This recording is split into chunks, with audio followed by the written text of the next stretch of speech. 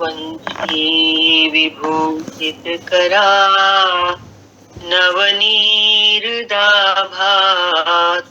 पीताम्बरादरुणबिम्बफलाधरोष्ठा पूर्णेन्दुसुन्दरमुखा दरविन्दनेत्रात् कृष्णात् परं किमपि तत्त्वमहं न जाने।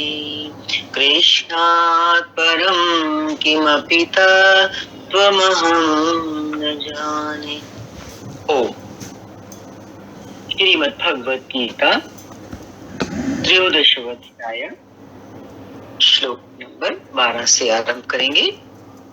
ज्ञेयं यत् प्रवक्ष्यामि यज्ञात्वामृतमश्नुते अनादिमत् परं ब्रह्म न सत्तन्नासदुच्यते।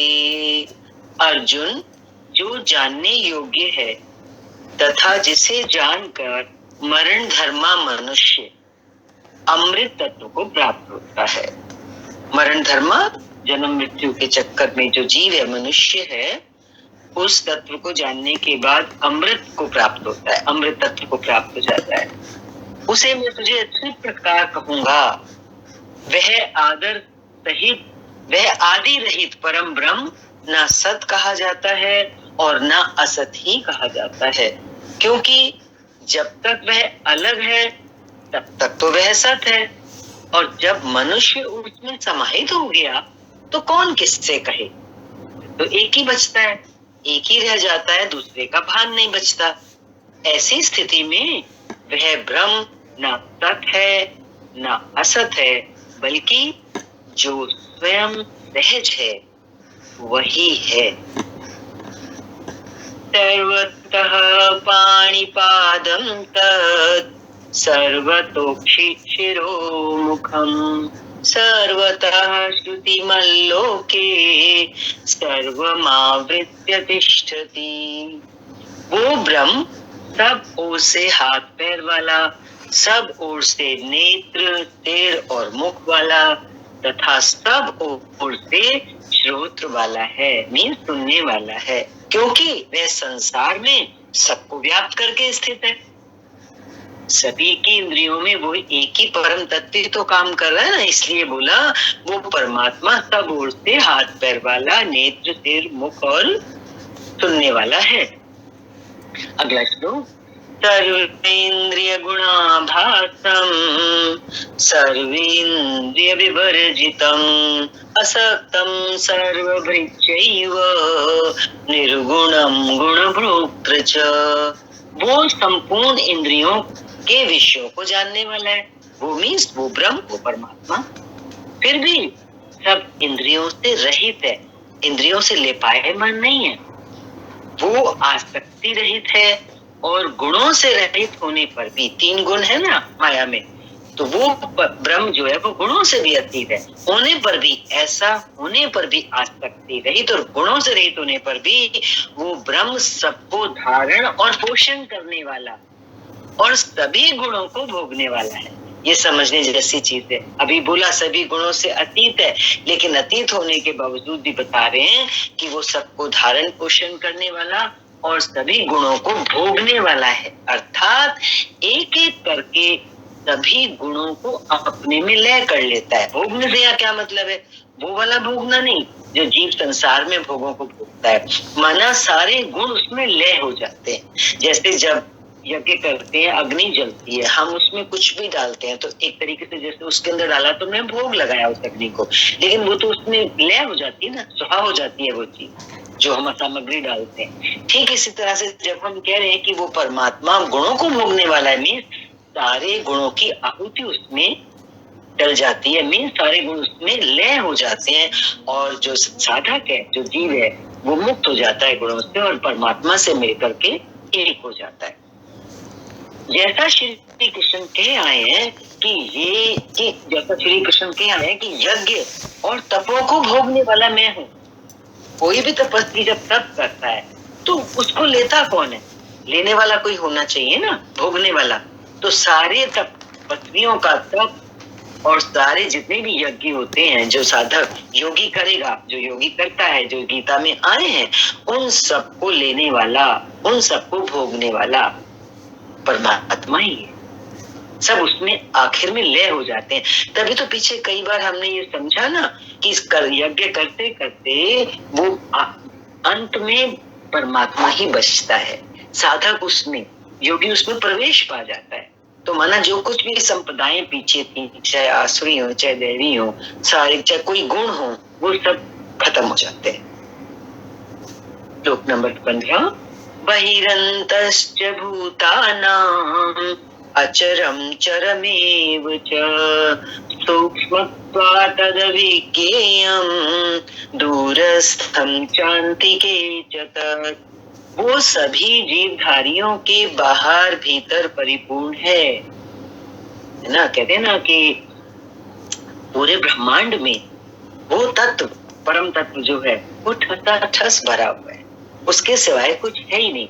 तभी ये कह रहे हैं ना यहाँ पे कि वो ब्रह्म सभी जीवधारियों के बाहर भी और भीतर भी परिपूर्ण है। कहने का तो तात्पर्य यही हुआ ना कि वो ही वो है। जीव तो दिखाई देते हैं उस पर्दे के ऊपर, ब्रह्म रूपी पर्दे के ऊपर, है वो पर्दा है वो परमात्मा ही। यूं समझ लो, सिनेमा हॉल में क्या होता है, पूरी फिल्म चलती है, सीन चेंज होते हैं, लेकिन वो सारे सीन्स जितने भी हैं वो कहाँ दिखाई देते हैं? पर्दे पर। तो वास्तव में तो पर्दा ही पर्दा होता है। कितने भी दृश्य आ रहे हों, कितनी भी घटनाएं वहां घट रही हों, उन सबको धारण करने वाला वहां कौन होता है? वो पर्दा ही होता है। ठीक इसी तरह से हम बता रहे हैं कि वो ब्रह्म सभी जीवधारियों को बाहर और भीतर से वो ब्रह्म ही परिपूर्ण है। चर और अचर रूप भी वही है, कोई भेद नहीं है। सूक्ष्म होने से वो दिखाई नहीं पड़ता, वो इतना सूक्ष्म, अति सूक्ष्म है कि वो अविज्ञेय है, उसको हम जान नहीं सकते मन से, बुद्धि से। वो मन इंद्रियों से परे है और अति समीप और दूर भी वही है। नजदीक से नजदीक और दूर से दूर भी वो तत्व है। नजदीक कैसे है? क्योंकि वो हमारे भीतर है। और दूर क्यों है? क्योंकि हम उससे जानते नहीं है, हम उससे देख नहीं सकते हैं, वो अविज्ञेय है, इसलिए दूर बताए। अविभक्तम च भूतेषु विभक्तम इव च स्थितम भूत भर्तृ तज्ज्ञेयं ग्रसिष्णु प्रभविष्णु च। अविभाज्य होकर भी, अविभाज्य मीन्स वो परम तत्व अखंड है। कहते हैं ना, आत्मा के टुकड़े टुकड़े नहीं होते हैं, आत्मा एक अखंड ज्योत है।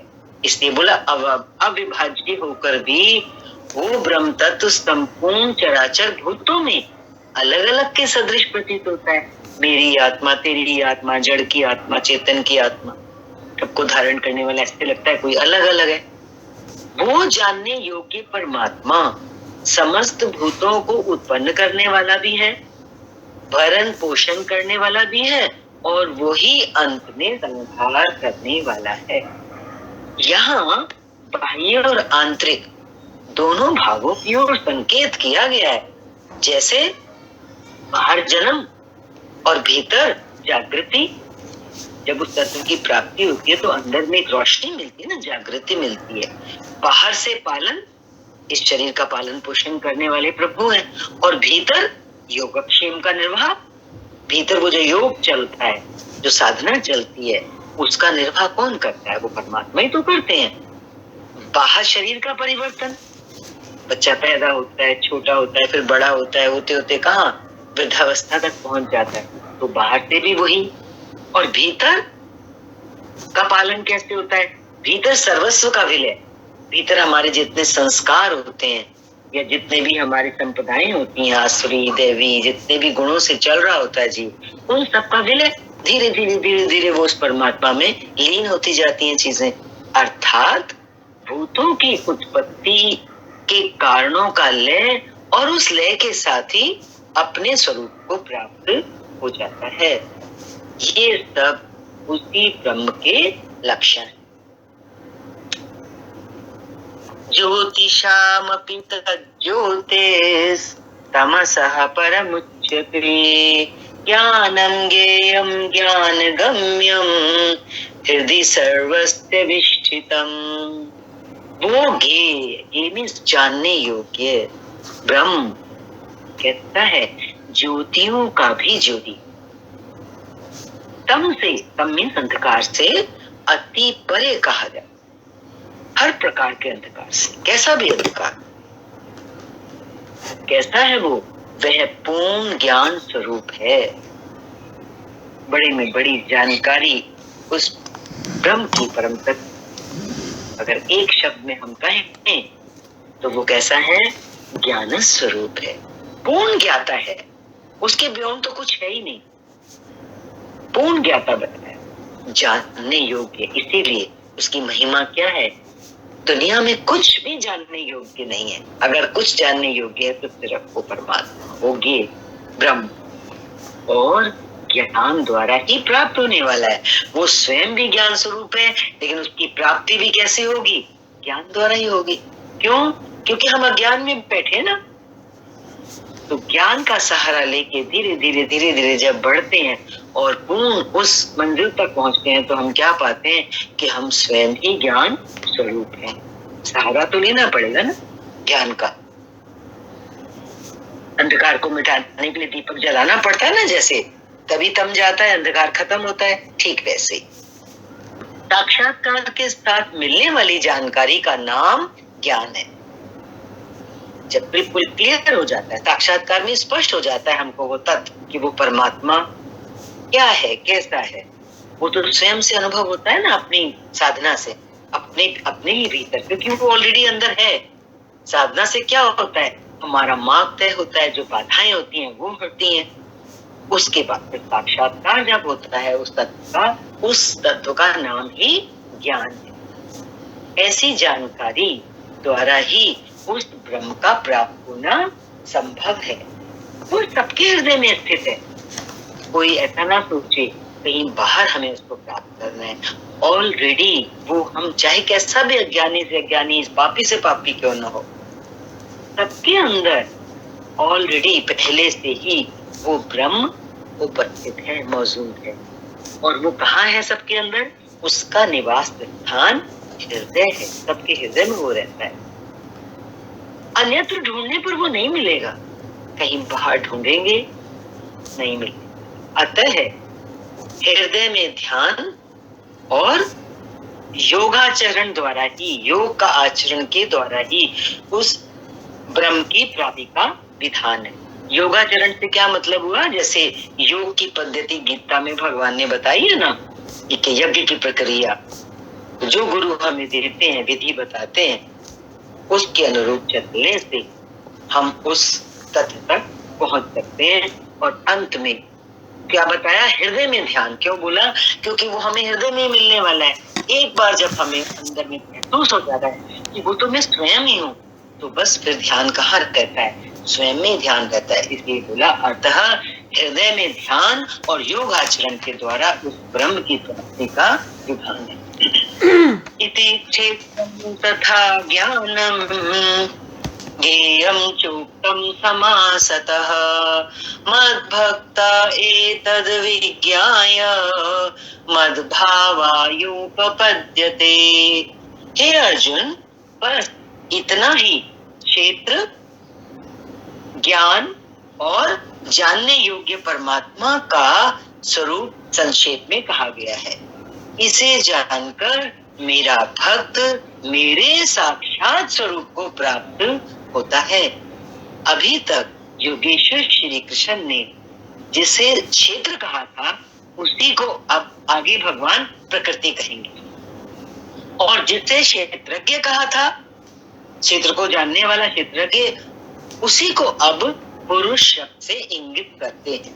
अगले श्लोक नंबर 19। प्रकृतिं पुरुषं चैव वेद्यनादि उभावपि विकारांश्च गुणांश्चैव विद्धि प्रकृति संभवान। ये प्रकृति और पुरुष, अभी जैसे ऊपर बताया ना, क्षेत्र और क्षेत्रज्ञ, दोनों को ही तू अनादि जान, आदि अंत से रहित जान, और संपूर्ण विकार त्रिगुणमयी प्रकृति से ही उत्पन्न हुआ जान। 20वां श्लोक। कार्य करण कर्तृत्वे हेतु प्रकृति रुच्यते पुरुषा सुख दुखानां भोक्तृत्वे हेतु रुच्यते। कार्य और कारण माना जिनके द्वारा शुभ कार्य किए जाते हैं। शुभ कार्य किसके द्वारा किए जाते हैं? विवेक, वैराग्य इत्यादि के द्वारा।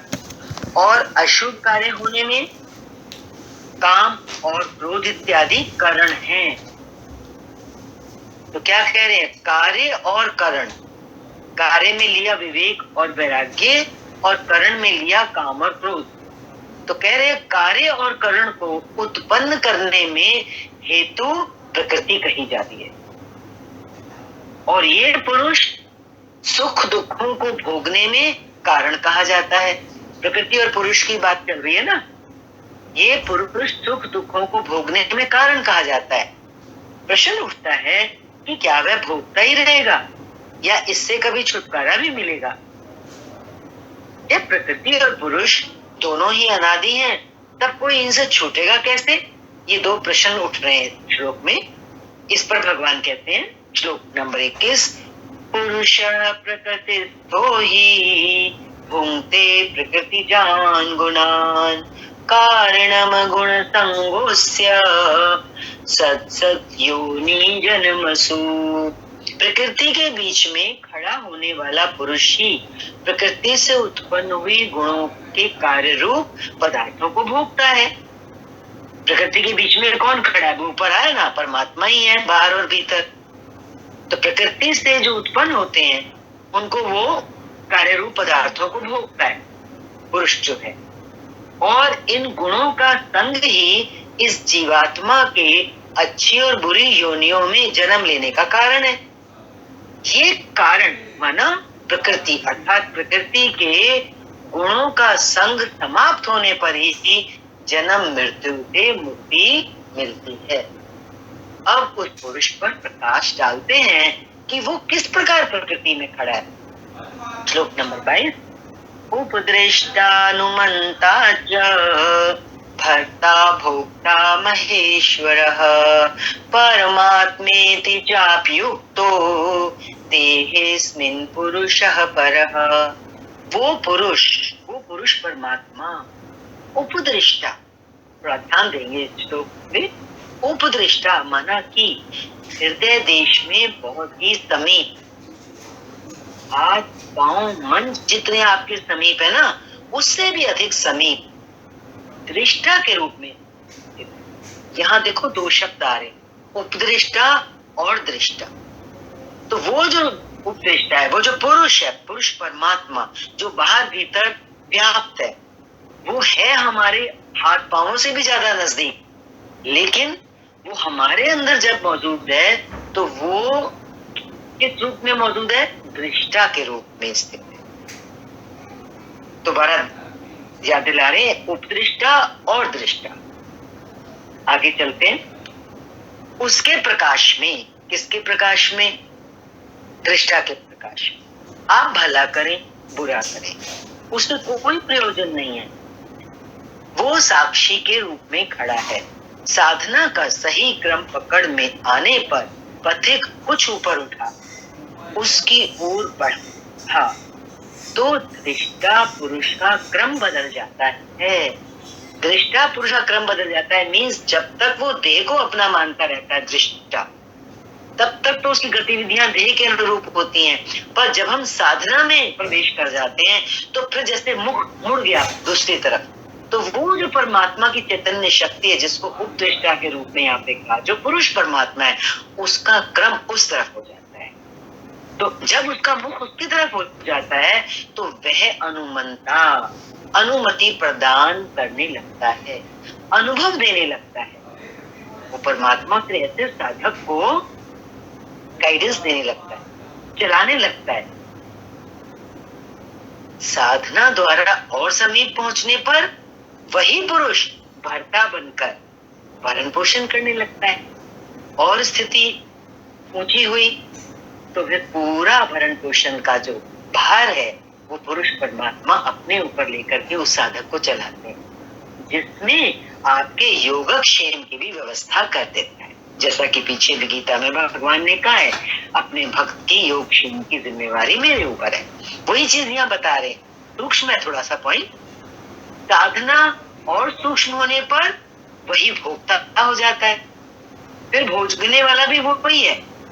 जैसा कि गीता में आया, भोक्तारम यज्ञ तपसम, यज्ञ तप जो कुछ भी बन पड़ता है सबको वह पुरुष ग्रहण करता है। वह पुरुष में वह पुरुष परमात्मा जो उपदृष्टा है, जो व्यापक तत्व है, और जब ग्रहण कर लेता है उसके बाद वाली अवस्था में उसको क्या कहा जाता है? महेश्वर, यानी कि महान ईश्वर के रूप में वो परिणत हो जाता है। माना वह प्रकृति का स्वामी बन जाता है। महेश्वर से ये मतलब है ईश्वर, ईश्वर में स्वामी, प्रकृति का स्वामी। किंतु अभी कहीं प्रकृति जीवित है तभी उसका मालिक है। मालिक भी तभी होता है ना जब उसके नीचे कोई हो। तो प्रकृति अभी थोड़ी सी बाकी है, इसलिए उसको महेश्वर कह रहे हैं, मतलब प्रकृति का स्वामी।